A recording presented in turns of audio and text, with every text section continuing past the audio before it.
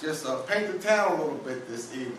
I'm looking forward to it. So why don't you go take care of a few things. And, I'll get myself ready. All right I'll then. see you in a little bit. All right. Thank you. Hi, my name is Jack Johnson. And everywhere that I go, people always ask me to tell part of my story. Talk about how I was able to knock out so many people, how I was able to get through the ups and downs in life. But I've had all kinds of experiences, and what I like to really try to talk to you about is not how I prevailed in the ring, but how I prevailed in life. And my story goes back a bit. I grew up in Galveston, Texas as a young kid. And Galveston, for people who don't know, is an island. It's an island off of Texas. And with Galveston, they had a history. My parents were actually slaves. I was born in 1878. My parents were slaves. My grandparents were slaves. And there's one thing about life in Texas and life in Galveston. It was a seaport town. Everything was shipped by water, and cotton was the primary product that we really had there in Galveston. And so even before the Civil War, things in Galveston was always rough and tumble. It was a rough and tumble town. And in Galveston, blacks and whites worked together. They called Galveston the New York of the Gulf Coast, because so much commerce came in and out of Galveston. And that's when I first, as a kid, started boxing around the different docks and everything that they had there. And that's when my life really began there, and I would just go along the docks. And even as a young kid, at one time I was being bullied, and my sister said, "Get back out there and fight. That we're not going to have any crybabies around here." And I went back out there and took on that bully. And things moved on from there. But then when I was about 12 years old, things really kind of got a little crazy down there in Galveston. And after fighting on the docks and working on the docks, they had a thing that they called a battle royale. And my father and his father would tell us during slavery they would have all of these kinds of fights where they might put 10 or 12 slaves or colored men in a ring and blindfold them. And they would fight and fight and fight. They couldn't see anybody. It was entertainment, and the last person standing got a meal, got a dinner. And so again, that's how life was down there in Galveston. It was pretty tough. And I just remember the stories from my parents and from my grandparents about that. So I had enough of Galveston, and I decided that I was going to try to find some way to leave the Galveston area.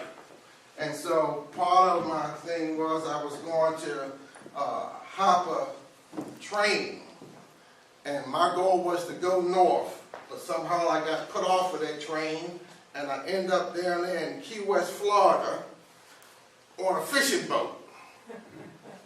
And that was the last thing that I really thought about I was going to end up doing. I got all the way down there from Galveston over here to Key West, and I worked as a fisherman on the docks. I knew about the water and the fishermen because down there in Galveston, a lot of the men down there were oyster men. And they used to hand tong with oysters. I don't know if you know much about hand tong with oysters, but you would stand on the washboard of the boat. And they had these long poles that they called sticks, and they had wide baskets on them they called rakes. And you would put them together in a scissor-like motion. And as you're out there, the water is rocking, the washboard is slippery, and you're kind of bringing these up. And every time you bring up a load of oysters, they call them, you put them on a culling board. And that's where you were able to determine the size of the oysters, as they called them. And every time we went down, some of these poles were 18 feet long, 29 feet long. And you can just imagine the upper strength, and the boat is rocking, and you're trying to oyster. And down there, the oysters had to be a certain limit. But somehow about it, that I knew about that. And so when I got down there to Florida, out there at Key West, when I told them I knew about fishing and boating, they said, well, we'll find you some work. So I stayed there for a while, and the next thing you know, I made it up there to New York, and then from there, I became a stable hand, again, working around horses, and so I've had all kinds of careers. And so that lasted from the time I was about 12 years old till I was 13. That was one of the biggest times of my life there, and so I made it back to Galveston. And then down in Galveston in 1900, they had a big hurricane down there, and these are kind of pictures that they had on the docks with the dock workers. And one thing about that, you kind of hear, lift that bell, tote that bar, that we just worked from sun to sun down there on these docks down here in Galveston. And the main things that we were hauling was really tobacco. That was the main crop down there. As I said, they called it the New York of the Gulf. But these dock workers would have different kind of ships that would come in from all over the place. And then these boats would come in and they would ship things back to the mainland. So again, that's how life was on the docks. Then after that point, I kind of worked my way up to Chicago because I was kind of getting a little better in the fight game. And so we would go around, and back then it was just the colored boys was doing all the fighting, because it was really hard to get fights between blacks and whites during this period, and in many parts the fights were really illegal. And so I worked my way from Chicago, New York, Denver, Colorado. But I remember one night I was up there in Chicago. I went up there and I was trying to make my way up there and try to arrange with an ex-fighter and promoter that I knew that was going to help me put together a fight. And when we got up there, the gentleman's wife came home, and once they decided that, they put me out of the house. It was a cold night in Chicago, and I remember they threw me out of the house, and there was a statue up there of one of the generals, General Logan. This was up here on Lake Michigan.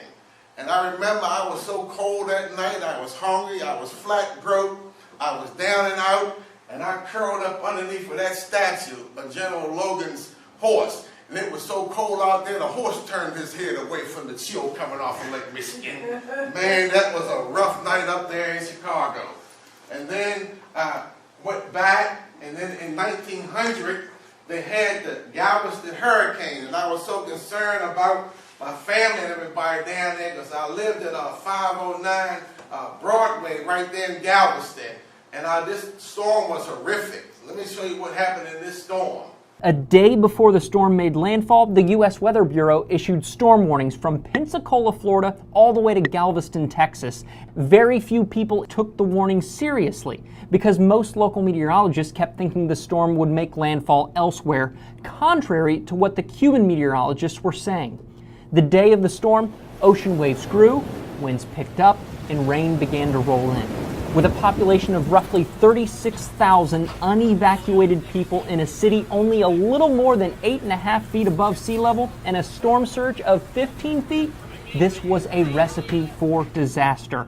3,600 buildings were destroyed. Bridges to the mainland and telegraph lines were gone. So word of the destruction didn't even reach anyone until a handful of survivors could take a boat to the other side of Galveston Bay, making their way to Houston 2 days after the storm.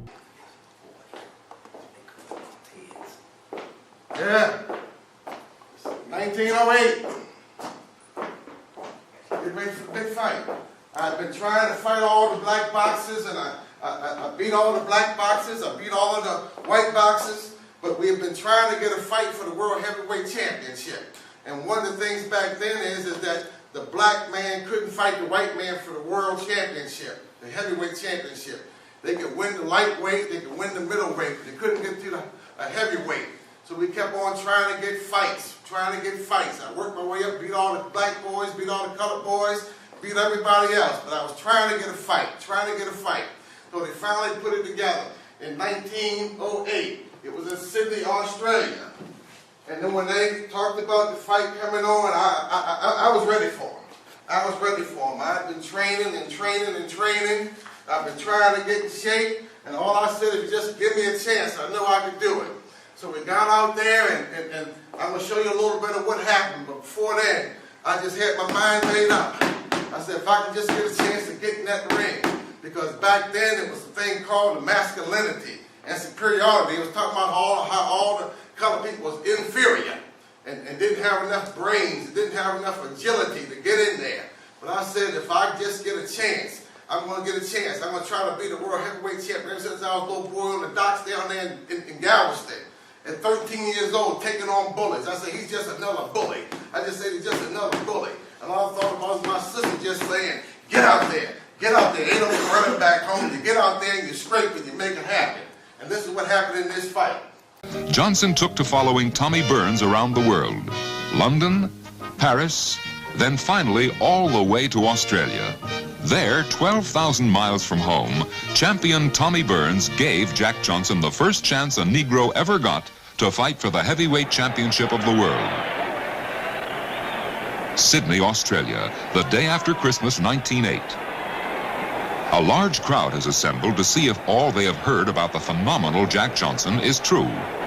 On this wooden stand is the means by which the ultimate verdict would be taken to the rest of the world. The two fighters could not agree on a way to divide movie earnings, and it was finally decided that no films would be taken. But on the day of the fight, promoter Hugh McIntosh secretly arranged to set up a movie camera anyway. See the referee. He's promoter Hugh McIntosh, who has never refereed before and never will again. He had to officiate because the two fighters could not even agree on a referee.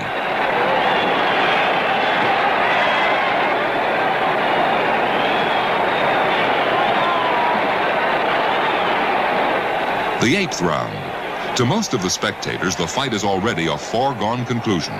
In a devastating flurry, Jack Johnson shows that he can handle champion Tommy Burns like a small child.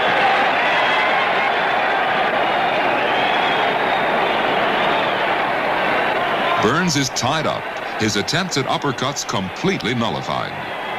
Johnson has a big grin on his face as he continues to chat in the clinches. Is you having fun, Mr. Tommy? As the bell rings, Jack gives a friendly little wave to Burns. See you later, Mr. Tommy. 14th round. Renowned sports writer Damon Runyon, who had come 12,000 miles to report the contest, was to write, "Not 1 second of any round could legitimately be scored for Burns." Finally, Johnson decides to put an end to the lopsided contest. He advances on the smaller man, and then suddenly, tiger-like, he attacks. Punches rain on the champion. Burns reels around the ring, helpless. At this very moment, the police stepped in and shut off the cameras. Seconds later, they stopped the fight. Jack Johnson was awarded the world's heavyweight championship on the spot. Paid Burns $30,000. They paid me $5,000. But I tell you this one thing, I gave him 30,000 hits too. If you want the money, get the hits. And I put $30,000 whooping on him that day and became the world heavyweight champion of the world. So again, you're just talking about race and politics and sports. There's always been a lot of tension whenever those three come together. Race, politics, and sports. That's what my life all reflects.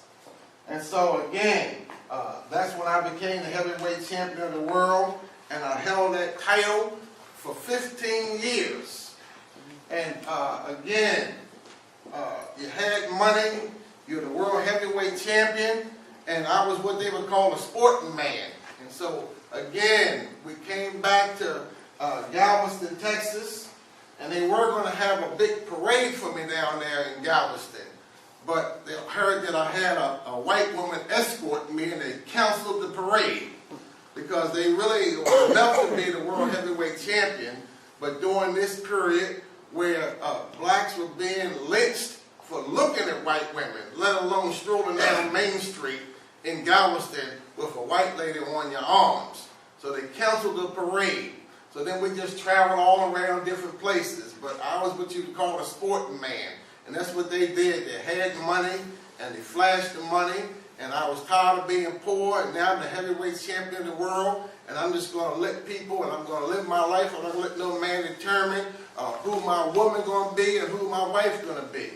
And one of the things I would say is they can criticize me a lot, saying that, oh, he's not a race man. No, the race I believe in is the human race. So I wasn't trying to be an advocate for nobody. I was just trying to live my life. And I had all kind of ladies in my life. I did have some colored girls at one time. I had a colored wife at one time. But one thing I'll tell you is just somehow the colored girls just didn't build you up and make you think you was important. Just every now and then they just tell you, get back in your place. And so I just needed somebody to just try to say some words to me and build me up. But the colored girls just wouldn't do it. Jack, oh Papa Jack, are we going out tonight? Yes. I think it's my turn. You know, I know you see other ladies.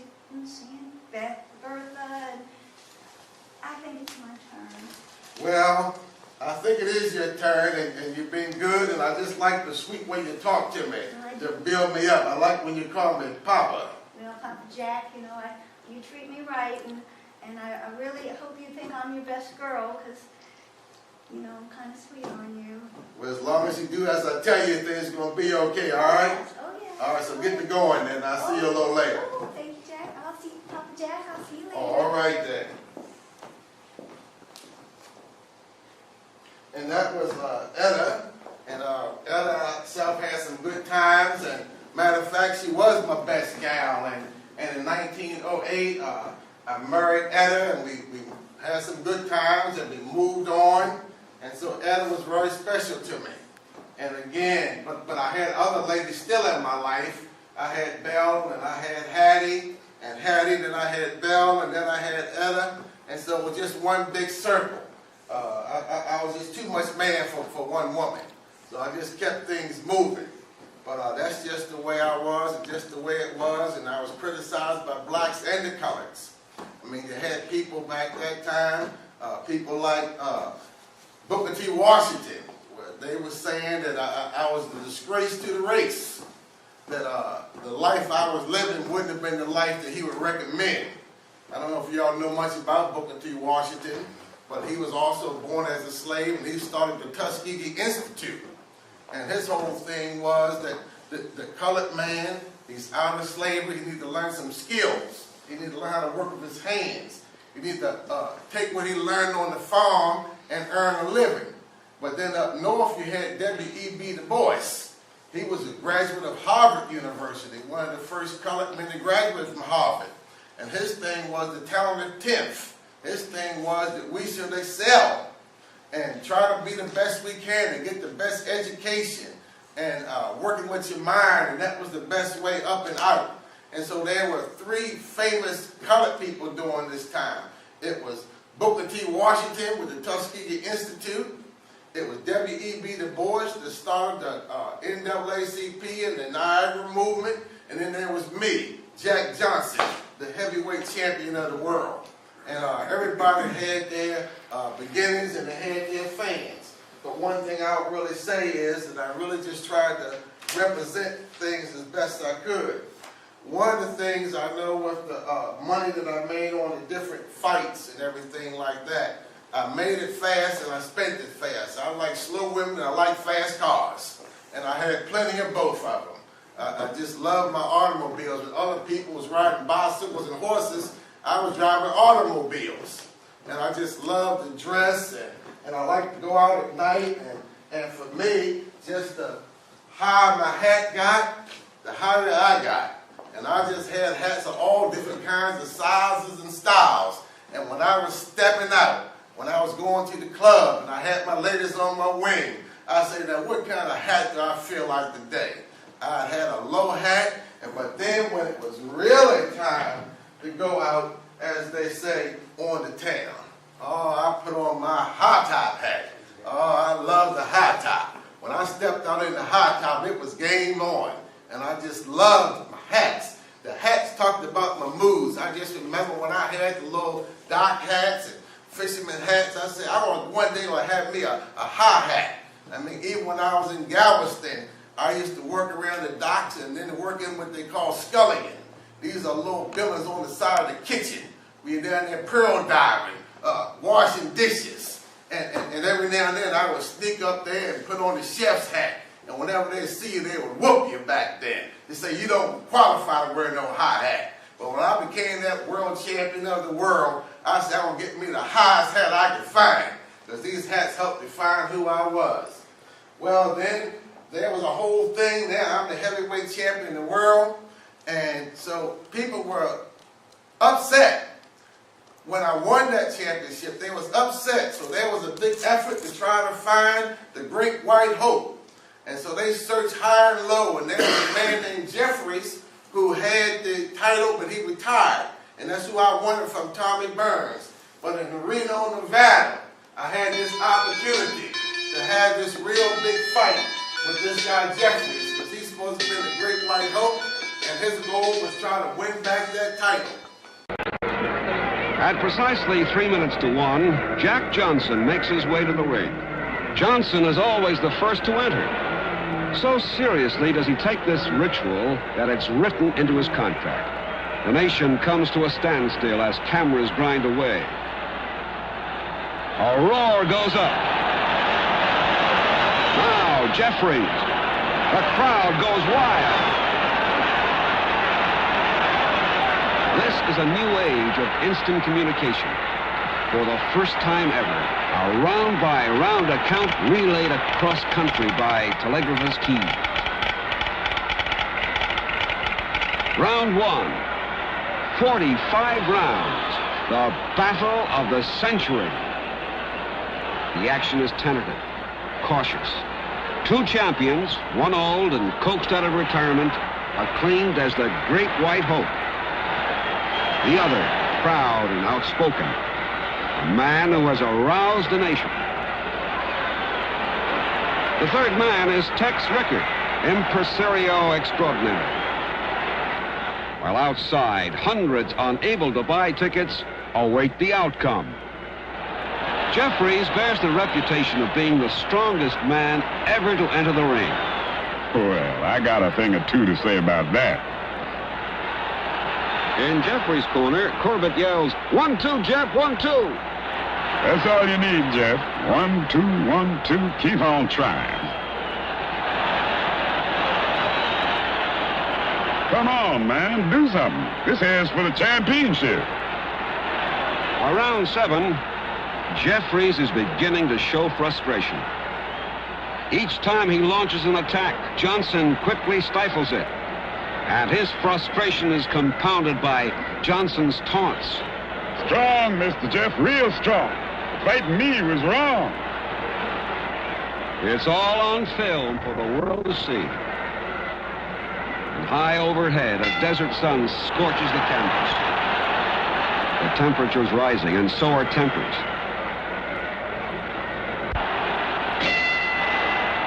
The bell rings for round 15.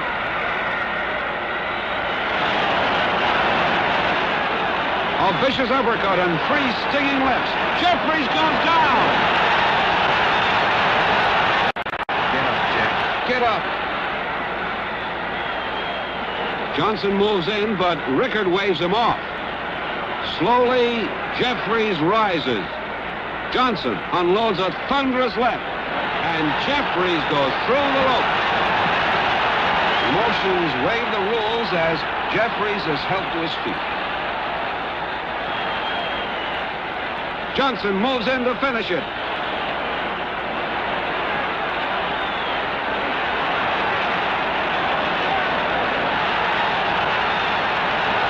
Jeffries finally collapses from a combination of blows. Stop it. Stop it, they scream. Johnson wants more, but Tex Rickard signals the end. The Great White Hope. Humiliated. Beaten. Betrayer of his race. Well, the Great White Hope went down. And on that particular fight, I made $60,000. Remember, I used to make 5. I made 60. And then I also sold the movie rights. And that was $120,000. In the day's time, that would be $3 million. And I think I spent nearly all of it. Matter of fact, I went back to Chicago and I opened up a club called the Cafe de Champion. Oh, it was some club then. I mean, I came in there and Etta, myself, and she ran the kitchen, is what Etta did. And I had bands in there, and I had all kind of music. One of the things, we would have all of the big stars would all come to the Cafe de Champion. It was one of the hottest clubs. They say that it was, at that time, about 125,000 colored people in Chicago, and the newspaper said everybody but 7 showed up at the club. Oh, it was rocking up there at the Cafe de Champion. I mean, we had the top shelf of everything. I mean, that was some club in Chicago. Now, people didn't like it, and people would try to complain about all the different things that were going on upstairs, backstairs, downstairs, but it was the hottest thing in Chicago, that Club the Champion. And I tell you, I used to, again, I told you I like fast cars and slow women, but I'll be flying up and down the street in front of that club and lighting cigars with $5 bills and throwing the $5 bill out the window. People were just trying to keep up with Jack Johnson. I just loved it. And that's a picture of my club, the Cafe de Champion. But again, they just kind of started complaining about my lifestyle, and the colored people was complaining, the white people was complaining. Everybody was complaining about Jack, and Jack, for me, as Jack Johnson, all I cared was as long as I got my name spelled right, because you're just not going to please nobody. That's what I said. Just spell my name right. I don't care whether you criticize me or applaud me. Just get my name spelled right. And we had some great times there, and Etta was with me. But one of the things that happened after my club opened, that was 2 years after that big fight, Etta was living in an apartment upstairs. And the people told me, come upstairs, come upstairs. We thought we heard something. It was a gunshot. Etta had been depressed. She killed herself. And then the newspapers really went crazy. They said I was a brute, and that I was the one that wore her down and beat her down, and that I was an abusive husband. I mean, they from coast to coast. There was just all kind of articles and things written about me. But I loved Etta, and even when they had the coroner's report, there was a big investigation. But one of the things that they was just so mad, and just the fact that here was a white girl with a colored man, and she killed herself, that really just turned everybody against me. It was just a really terrible time. And even when I sent a couple of nurses up there to try to have prayer with Etta, even because we knew she was depressed. And one of the things that Etta said to those nurses before she committed suicide is, God have pity on a lonely woman. And that was some time. But then after that, everything kind of turned against me. And then the next thing you know... Jack, I'm sorry, Bobby, I know you're busy. There was a call for you earlier, and I don't know, there's just so much going on, and I'm just trying to keep the office running. Well, Lucille, you're doing a good job. I tell you, I had enough older ladies, but they just can't keep up with the work, with the paperwork around the office. So much to do. I figured a little 18-year-old might do better with stenography and I shorthand. appreciate the chance. Well, thank you. You just keep coming back then. Okay. All right. If you need anything, just holler. I'll just ring the bell. Okay. Thank you. You're welcome. Yes, I tell you, I just had my ups and downs, and this was a young lady here that we brought to work with her. She worked with Etta. Etta ran a restaurant, but I needed somebody to keep the books.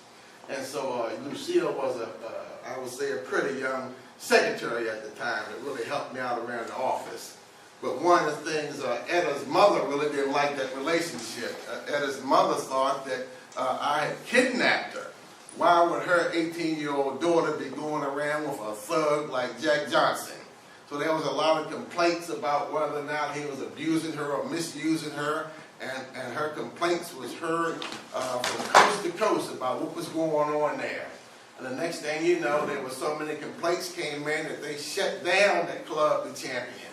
And so again, there was a lot of complaints around that time, and so my next wife, Lucille, and myself decided that we was going to split town because things were kind of closing in on us.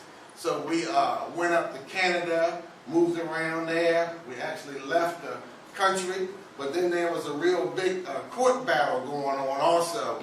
And again, the members of Congress had a lot of complaints about race relations and miscegenation. And this is a fancy word that they would throw around, but this is when black men would marry white women.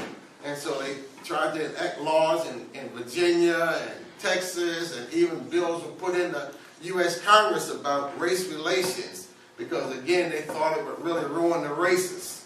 And so at this time, they had this Mann Act going, and this is where they actually brought charges against me, just saying that what this Mann Act was called the White Slave Act, that they made it against the law that if anybody transported a white woman across state lines for immoral purposes.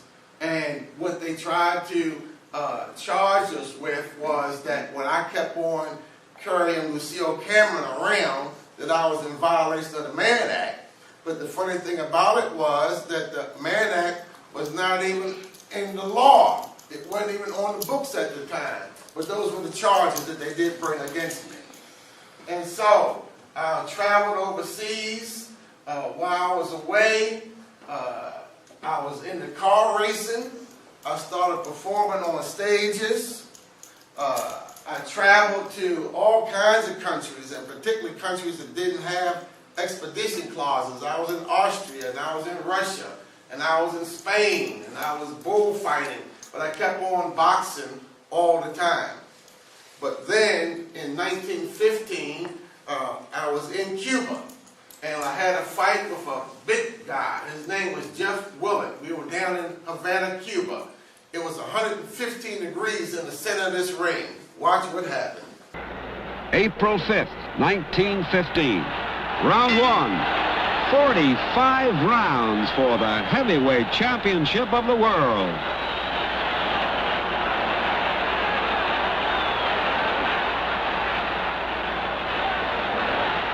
Johnson is calm. He's been to the post before. He sees an opening and goes to his man. Willard ties him up and pushes off. Willard concentrates. This is the man who sent Jeffries into oblivion. Johnson looks for an opening. Willard keeps his distance with his great reach advantage. Johnson bombards the challenger, hoping for a first-round knockout. Johnson is neutralized.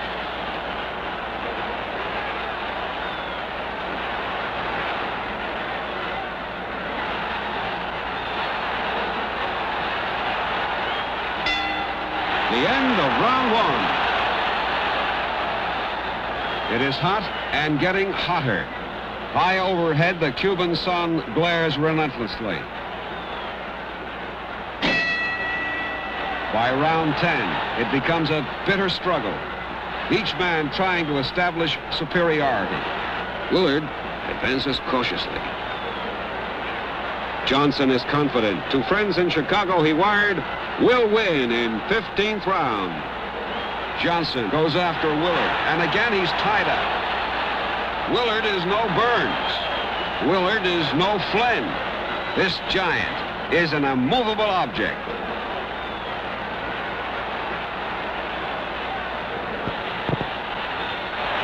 Look out, I'm coming at you, Jeff.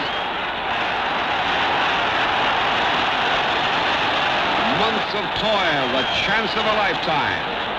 Willard is not about to back down.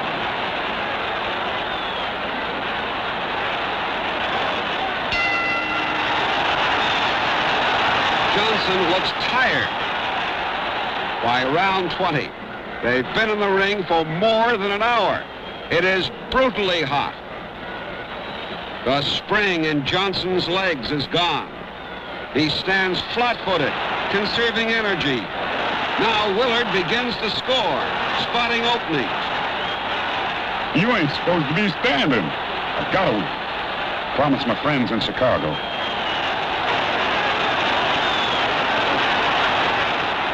Shrewdly, Johnson holds on, reaching for time, gathering strength.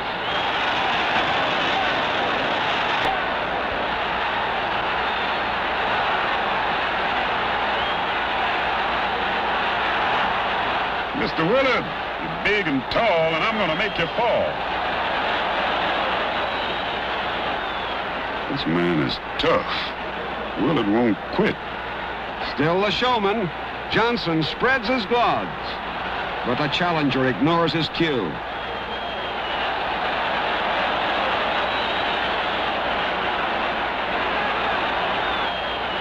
The years, where have all the years gone? I gotta put it together here and now.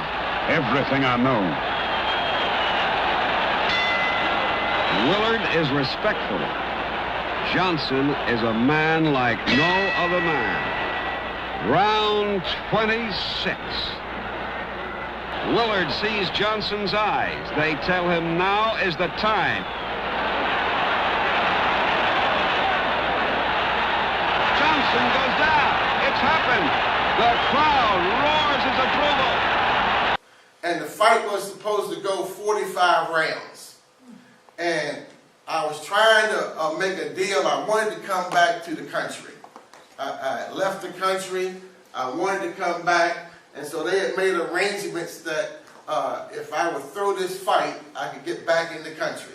I didn't want to throw the fight. Some people thought that I just got beat. But the round was supposed to go 45 rounds, but didn't make it that far. The next thing you know, I was getting older. I was beat down. I didn't train as hard as I should have. And I just flat out got beat. And when I actually knocked me down and knocked me out, people took pictures and said that when I was down on the canvas, they started to put my gloves over my eyes like I was trying to shield my eyes from the sun. And that's when they say that I was faking and I was fiending. But I just got beat. I just got beat. I still had hopes that I would make it back in the country.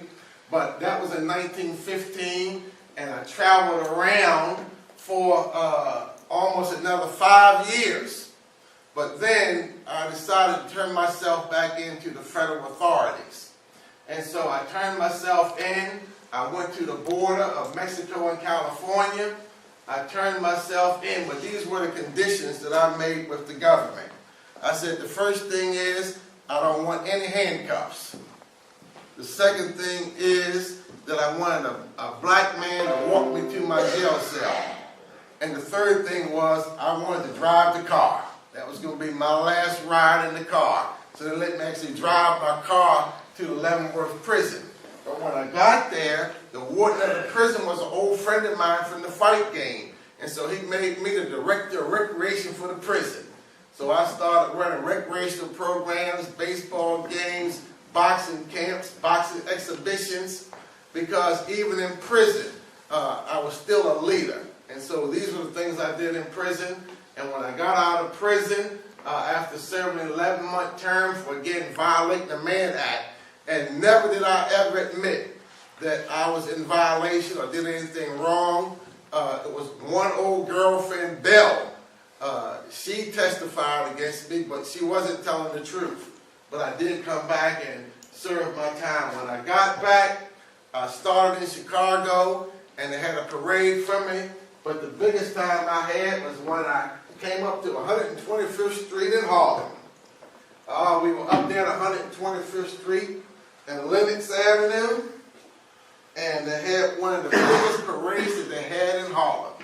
And so I stepped out of my mobile right there at 125th and Lenox, and I tell you, it was on. We had a great time down there, and even after all I'd been through, jail and prison and in exile, they welcomed me back in my Harlem.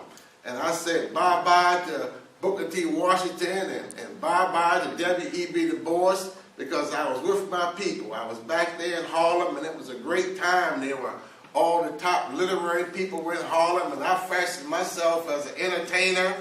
I sang, I danced, I did vaudeville, I did lectures, I did all kind of exhibition boxing. And so eventually I opened up a nightclub actually in Harlem that became the Cotton Club. And so again, just had some great times. And so I'm just kind of winding down my career. I continued to do exhibition bouts even after that time. Never really competed again for any really prize money because it wasn't that much money in it. But one of the things that was 30 years before they ever gave another colored man a chance to fight for the world heavyweight champion. And you know who that was? Joe Louis. They kept the black man, the colored man, from competing for the world heavyweight championship because that was the pinnacle of sports. It really took agility and you took smartness of the mind. And so it was 30 years before another colored man competed. And Joe Louis, we were so proud of Joe Louis at that time. So again, my club was called Club Deluxe. I opened it in 1923. I divorced Lucille, but then I really met the love of my life. And we had such a beautiful, beautiful wedding ceremony. I divorced her. I still kept traveling. And here's my bride. We had one of the most beautiful weddings with Irene. Oh, look at you, Irene. My Irene, my Irene, my Irene. Oh, you look so beautiful coming down the aisle, baby. Come over here, Big Papa. Yes, I married Irene. And Irene and myself were together for 22 years. She was really the love of my life. I defended her, she defended me. We stuck together. We really had some great times. I'm just going to leave you here with Irene. It's been my great, great, great pleasure to be the wife of Jack Johnson. You know, my friend and I were introduced to him at the same time, and for a little while there was a little bit of a mystery as to which one of us he would pick. And, well, I just, kept trying, and he did, and eventually he said he wanted to be my husband. And I just can't think of a better husband to be married to. Oh, my Jack. Well, I'm getting older now, I'm winding down, but again, I was just telling you about my fight career. I had my last professional fight in 1926 after a 46-year career, 80 wins, 45 by knockout, and I continued to do exhibition fighting until I was age 67. I had a good life. I had a nice life.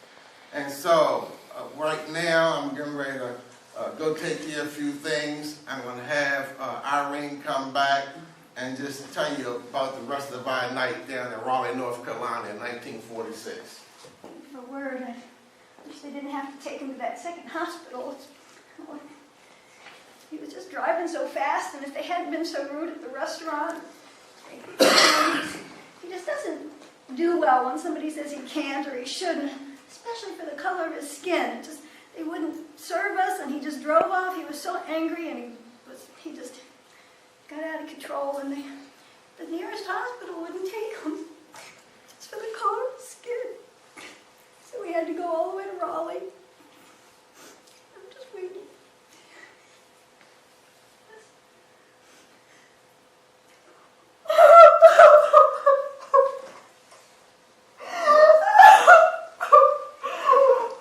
Ladies and gentlemen, thank you for the many hats of Jack Johnson, the life and times, the first black heavyweight champion of the world, Jack Johnson.